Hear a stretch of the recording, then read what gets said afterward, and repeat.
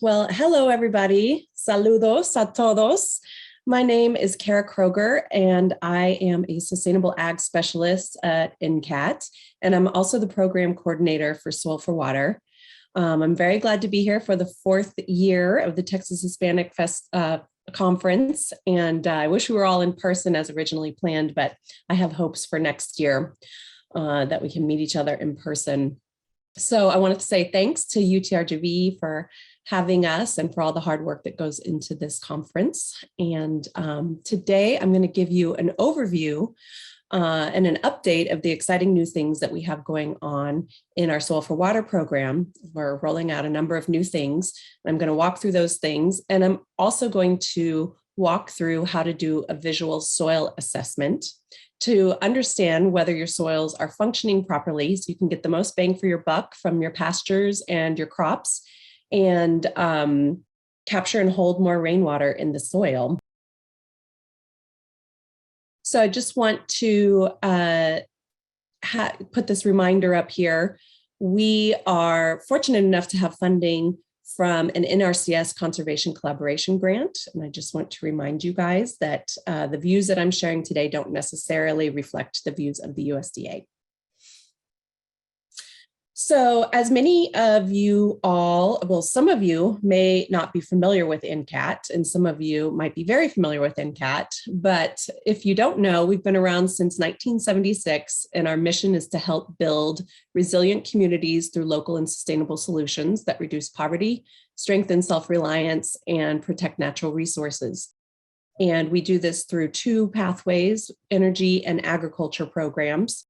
And we are headquartered in Montana and have 6 offices around the states, which you can see on this map here. If you've not heard of Incat, maybe you have heard of ATRA. A lot of people know us by our ATRA program, and this is funded through the U.S. Farm Bill.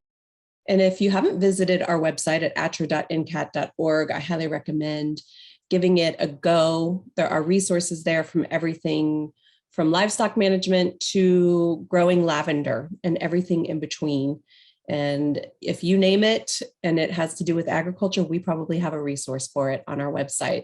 So please visit our atra.incat.org website to see all our resources, such as publications and podcasts, tutorials, blogs, and our calendar of events for workshops all around the nation, helping producers be more sustainable and regenerative.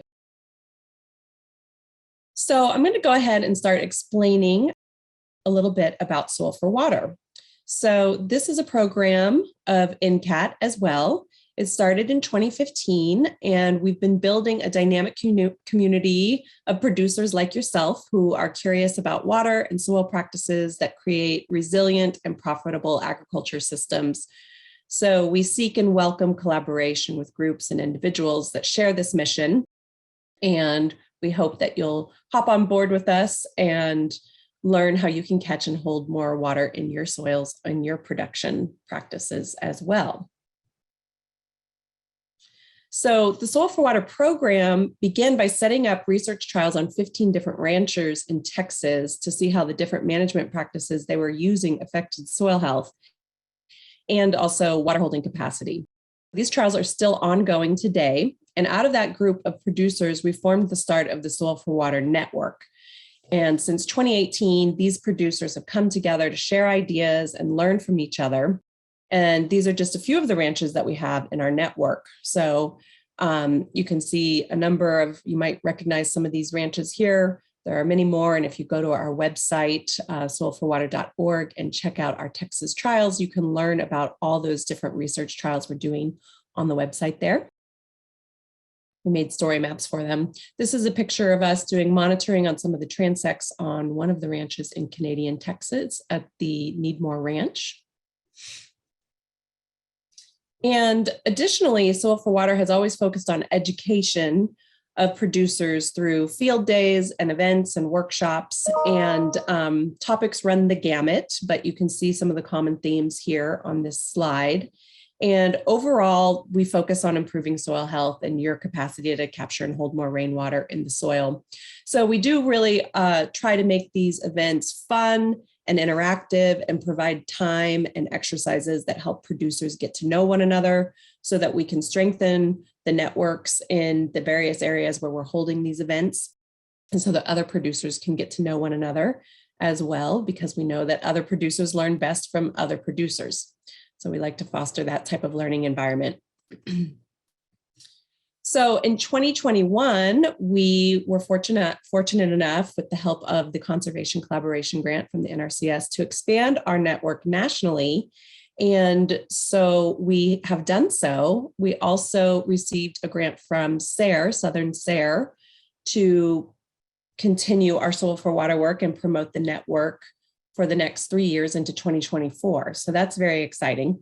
But our producer peer-to-peer network that is now national helps connect other producers together, so you can find other producers in your area. We also have a discussion forum, which I'll talk about a little bit more in a minute. And we have discounts on Pasture Map, which is a grazing management software, and Region Ag Lab soil testing. We also have exclusive events that are only for members, and we would love to have you as part of our network. If you are a commercial agriculture producer, you can be a farmer or a rancher, but as long as you're doing some type of commercial ag, you can join the network. And you can do that at soilforwater.org/connect. So this is Jeremiah and Maggie Eubank from Pure Pastures, which is a multi-species operation in Canyon Lake, Texas. And they've been members of the network since its inception. And they're great people to have on board. And they find that they get a lot out of what we offer in the Soil for Water network. So this is a list of how you can participate. And ultimately, we are really going to be expanding what we offer in 2022. So we're launching a number of new things that you can use to get involved. And our new website, which we just launched last month, can be visited. And this is from one of the pages, the Connect pages. And you can see all the different ways that you can connect and work with us. So one is joining the network if you are a commercial ag producer. Second is checking our calendar of events and looking to see if there's any events in your area or around the nation, and visit one of those events. We also provide technical assistance. So if you're looking for a way to learn about different practices, or you have a specific problem that you want to address, especially pertaining to soil health and holding more water in your soil, we are glad to help. And then we also have the forum. So the forum was just launched. It's on our website. It's available to everybody. You do not have to be a network member to use it. We've got tons of topics up there. This is just one category, the soil and water category. There's many others.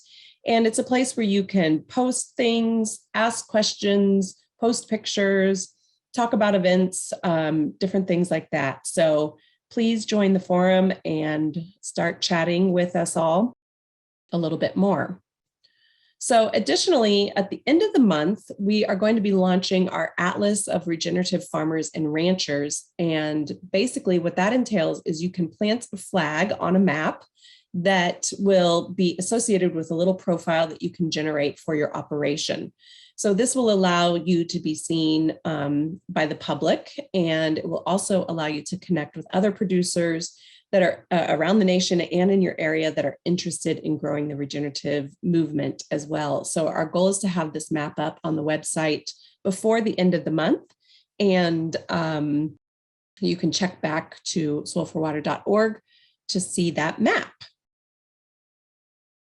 So I'm going to continue on here and move into the soil health assessment. And I've got a lot of stuff to cover here, so I'm hoping that I can get to it all. I might have to skip a few slides. But let's go ahead and shift gears and start talking about why visual soil assessments can benefit your operation. So let's look at the picture on the left here. Which side of the fence do you think has healthier soil?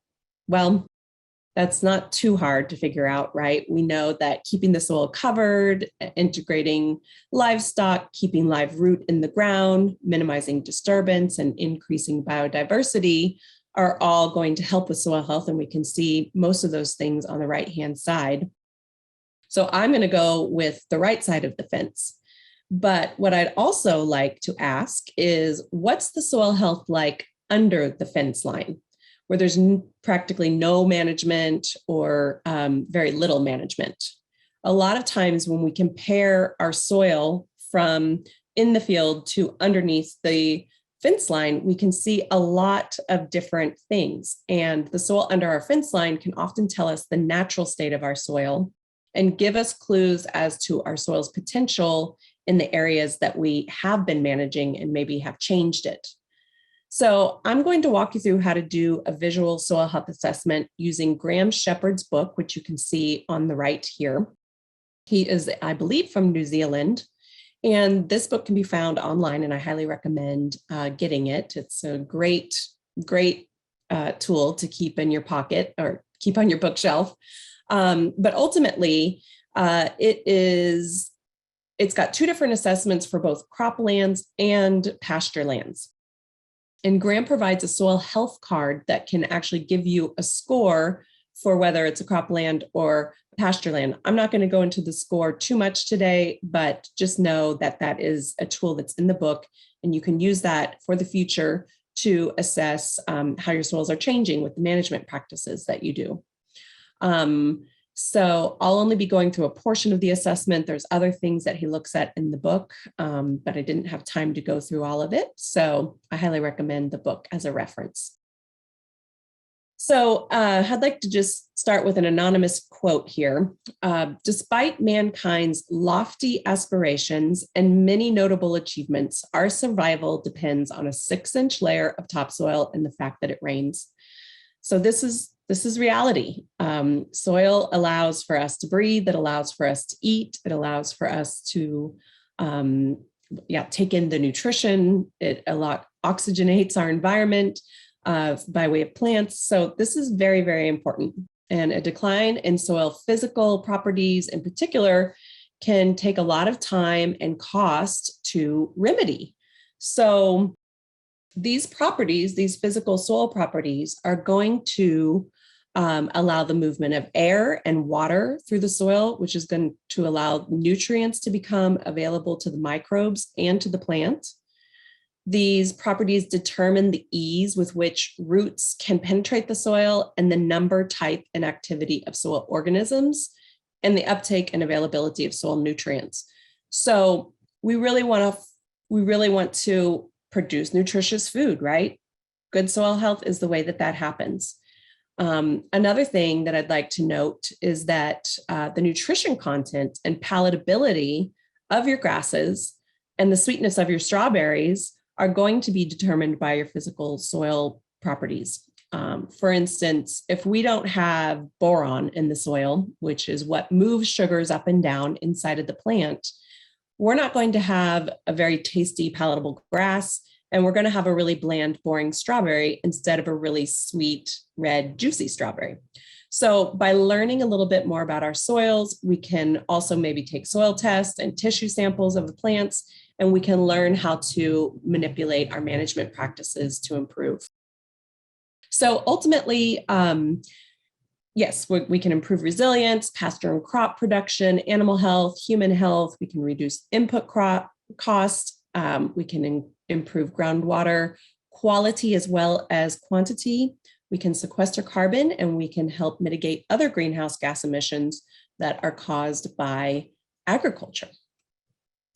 So the tools that you'll need for your visual soil assessment are going to be a shovel. I like a sharpshooter, but a wide spade shovel would work too. A knife, just a little knife that you can use to poke into the side of the hole that you dig, as well as to kind of shave off and cut the soil core that you take. A bottle of water helps to look at different things as we're doing the soil assessment. A camera, you want to take pictures of everything that you do so that you can really go back and look at how your management practices change. If you do this visual soil assessment on a yearly basis, you can reference those old photos. And then a small tarp that you can put the soil core on when you pull that out from the hole that we're going to dig. So to begin, sorry, I forgot the D on field. We're going to dig a hole in the field. And I highly recommend doing this in the field and then finding another place under the fence and doing it in both places so that you can compare the two. So you want to dig a hole about at least 8 inches by 8 inches and about a foot deep. And then you want to try to keep the soil core intact as much as possible. And then you can place the soil you remove from the hole on the tarp. And this will allow you to assess it without losing the soil to the ground. But, looking at that core is going to be a key piece of this. So moving on here. Okay, so the first thing that we're going to look at is the soil texture. And this is one of the hardest things to kind of wrap your head around.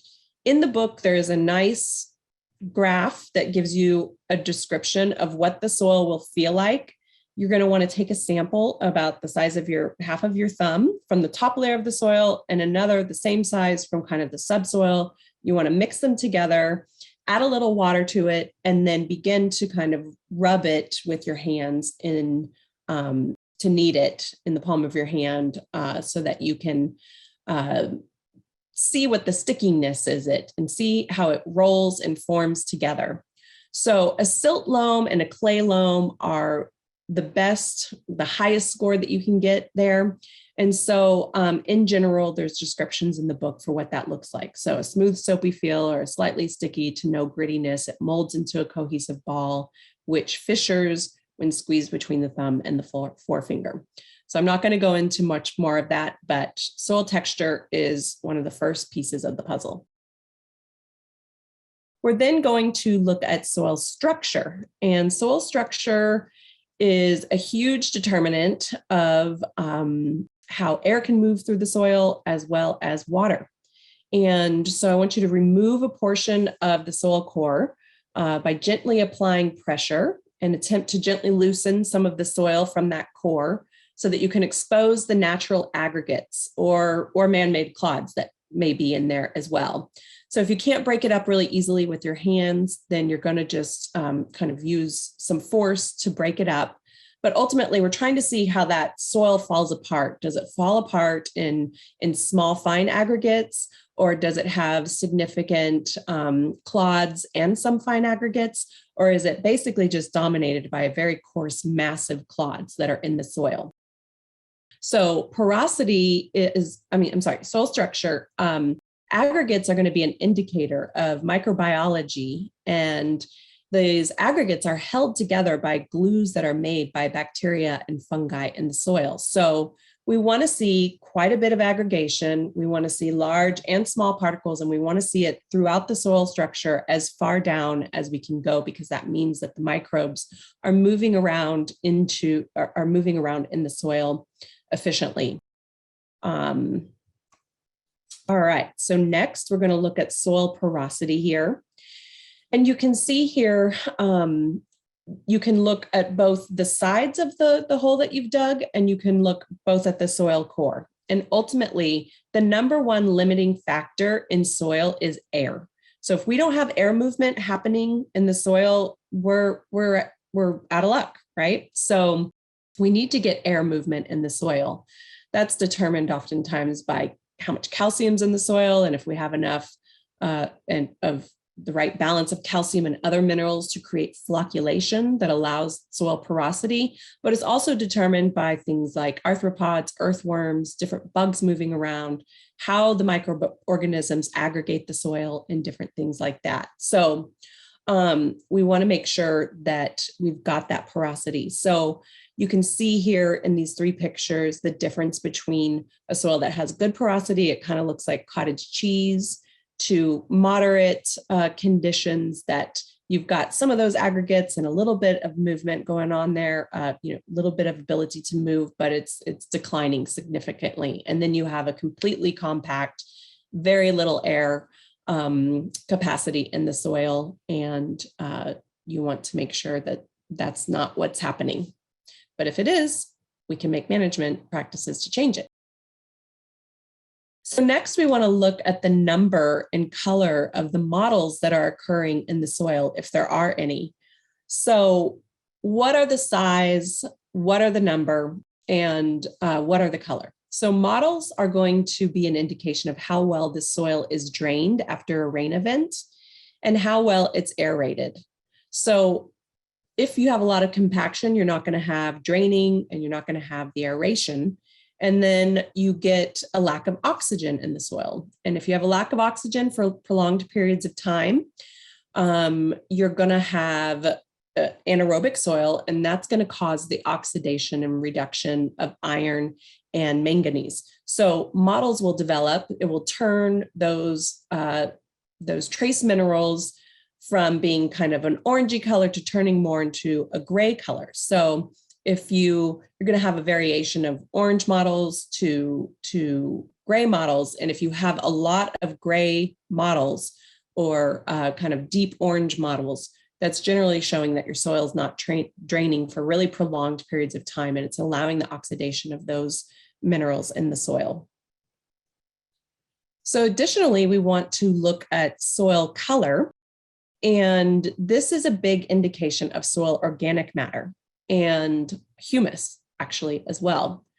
So we want our soil to be really dark, especially at the top, and we want that dark profile to move down into the soil at deep levels. The deeper the better, because that means that the nutrients that the organic matter and that the humus are offering, such as carbon that feeds the microbes, is going to be deeply available in the soil. The roots can take that up. The microbes can take those carbons and utilize them for energy, which allows them to make enzymes, which allows them to then make the nutrients in the soil available to the plant to take up into the plant. So making sure that we have a nice soil color is important. And you can see here, you're going to generally have really dark conditions under the fence where you've not had a lot of management. And then out in the pasture, depending on what you've done, you might see lighter conditions. So ultimately, the darker the soil, the better. And this is really important, again, to take the pictures so that you can look at the samples over the years and see how your soil is darkening and that type of thing. So remember, soil organic matter regulates biological, chemical, and physical processes in the soil and is a direct determination of soil health. So we want high organic matter, which is something that we just don't have in Texas. One, because it's hot and the microbes eat it up or it burns off. And two, because we have some very degraded soils. We kind of forget what soils used to be like. We've lost huge amounts of topsoil. And so we need to build that back up so we can continue to farm long into the future. Okay, so soil smell is the next thing that we're going to look at. And this is an indicator of soil life, right? The microbial activity in the soil. The smell that we smell when we hold like a nice, rich, moist soil to our mouth, to our nose, is called geosmin. And geosmin is actually secreted by bacteria in the soil. So it's gases that are given off by both the aerobic and anaerobic respiration of soil microbes and the amount and type of soil organic matter that's in the soil. So if we have a nice, rich, earthy, sweet, wholesome, fresh smell in our soil, that means the microbes are generally fungally dominant, and that's where we want them to be for good practice, good production. If we have a slight earthy, sweet odor or a mineral smell, that's not bad. But what we don't want is kind of a putrid, sour, chemical, or unpleasant smell. That generally means that you have a lot of anaerobic activity going on and putrefaction going on, which is not going to make for good plant production. And additionally, when you have that smell, you can be more susceptible to diseases, especially of the root and things like that, and topical plant tissue disease as well. So for the root depth, this is really good to see how far deep into the soil your roots can penetrate. So it's important to remember that the greater the rooting depth, the greater your capacity of your soil to hold water, right? So when we go through droughts and floods, which are always here in Texas, always happening, if we have really deep roots, we can hold more water in the soil.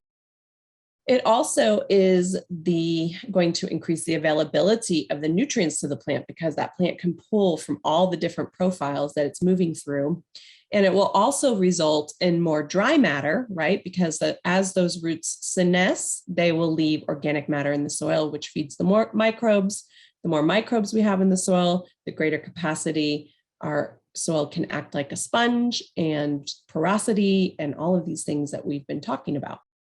So ultimately, we want to look at the rooting depth. We also want to look and see, do our roots hit a pan and start turning sideways at some point? When you dig these holes, and I'm going to talk about this, well, I'll just go ahead and move to the next slide here of compaction. When roots are trying to penetrate, if they hit a hard pan, which you can see in the side of the hole that you dig here where my arrow is, you can tell that there is basically the roots will go down and then just turn sideways and start growing in an opposite direction. So that means they're going to have very limited nutrient uptake and not be able to be deep into the soil where they can access moisture. So there's different ways for dealing with hard pans, but what we're looking for is no hard pan, and the roots can move very easily through the soil profile. Now, sometimes you might dig a hole and you'll see a hard pan in that area, but you won't notice it somewhere else. And at that point, you can think, well, what did I do in this area that I didn't do in another area? Especially with cattle grazing or things like that, you can think about your grazing practices and how that might have impacted it. Or if it's a different field in a cropping situation, you can think about what you applied or what you grew or different things like that. All right, so a few more here. So the next thing we want to look at is surface ponding.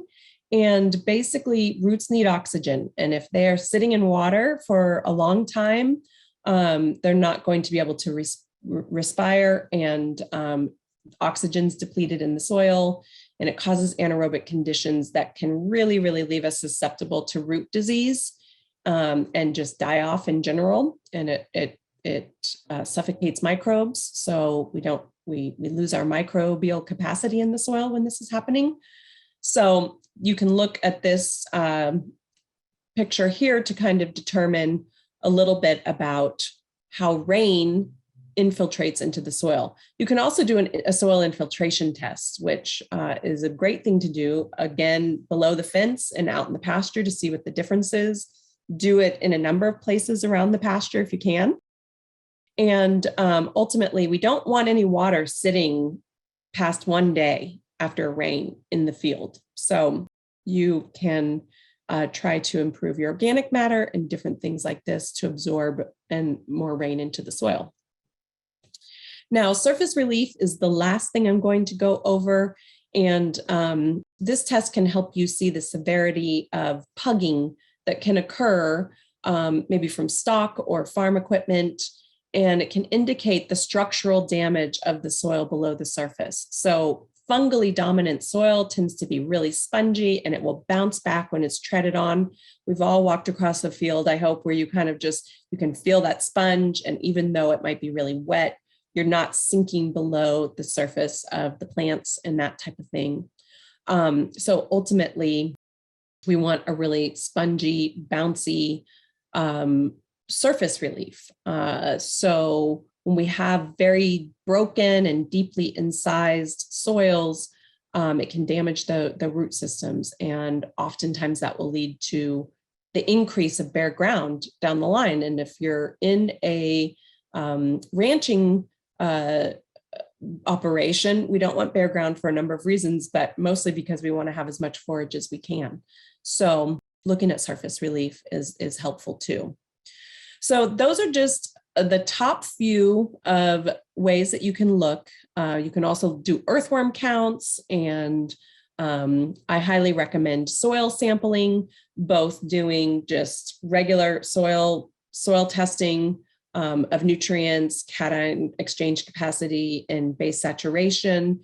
Look at plant tissue tests. Just because something's going on in the soil doesn't mean that, like, if you have a deficiency of boron in the soil, but you're showing boron in the plant as being adequate and you're getting that movement, doing both can help you determine what your management practices are. Oftentimes, if we just do soil samples, we apply a bunch of things without realizing that the plant actually is doing okay on those things. So I suggest that you do all of these, the visual soil assessment, soil testing, as well as the plant tissue test. And remember, if you join the network, you get a discount at the Region Ag Lab. So you can do soil samples at a discounted rate. And ultimately, the VSA is free, so it doesn't cost you any money, and it can really help you determine how you can improve the health of your pasture.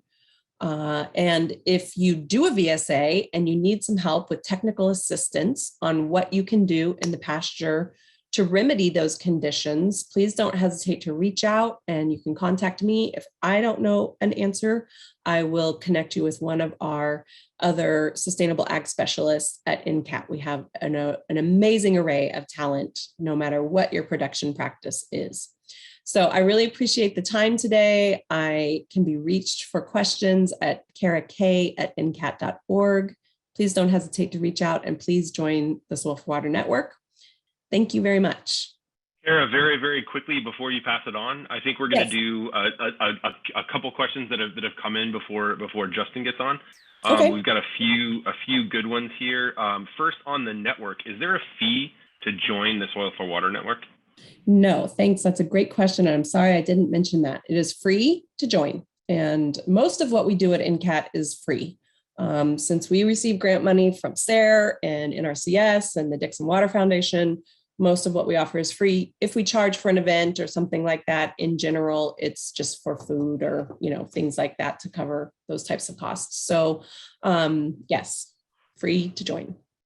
Okay, excellent. And then the visual soil assessment that you're talking about, is that something that you would recommend people reach out to NCAT sort of specialists for some technical assistance before they jump right in, or based on the information that you're sharing right now, hey, just go out there and start sort of digging up the soil? Well, I would definitely get the book. The book is good. It's just, a thin little book here. You can see, let's see. It has the soil scorecard in it, like this. So you can take that part out into the field and do the assessment. I can walk somebody through it with a little bit more detail, but I do suggest getting the book. How much is the book? Do you know? I don't. It was part of a program that I was enrolled in, but I don't think it's more than like $25. Okay. And it is available online. A couple other questions. One from Adegboyega. Is there a direct effect of the organic matter on the microbial community in the soil? Which I think is a very broad question, but within the context of what you're talking about, is there a specific sort of aspect of that would sort of, I guess, influence the test or the sort of visual test that you're doing? Well, for sure. So carbon is the number one food source for which soil organic matter is basically carbon material, right? It's the carbon that fell from the plant, whether it died on top of the soil surface or whether it grew below. It's the carbon, the dead carbon that comes from the plant that feeds the microbes. And basically the microbes use it as an energy source. And what they do is they use the nitrogen that's in the soil to basically make enzymes that break down that soil organic matter, and then they utilize it for nutrients. Once they have their nutrients, they then make more enzymes that liberate the nutrients in the soil to be taken up by the plant. So ultimately, yes, soil organic matter. Did I answer the question? I think so. I mean, again, that's almost that's a very different presentation. That's its own little conference right there. That's a big one. Another but one. I must say, just to comment on that, sorry, Colin, for interrupting. Soil organic matter is if you're looking at your soil tests and different things like that, soil organic matter holds basically it allows cation exchange capacity to work in the soil. The more soil organic matter you have, the greater capacity your cation exchange is. And so therefore, if you don't have the soil organic matter, the more you have of it, the greater capacity you have for nutrition to flow back and forth between the plant soil and the microbes. Right. That makes tons of sense. Kara, one quickly, because as part of the sort of visual test, there's also a kind of smell test as part of that. How much of that do you think people should really like trust their take on what they're seeing and what they're smelling?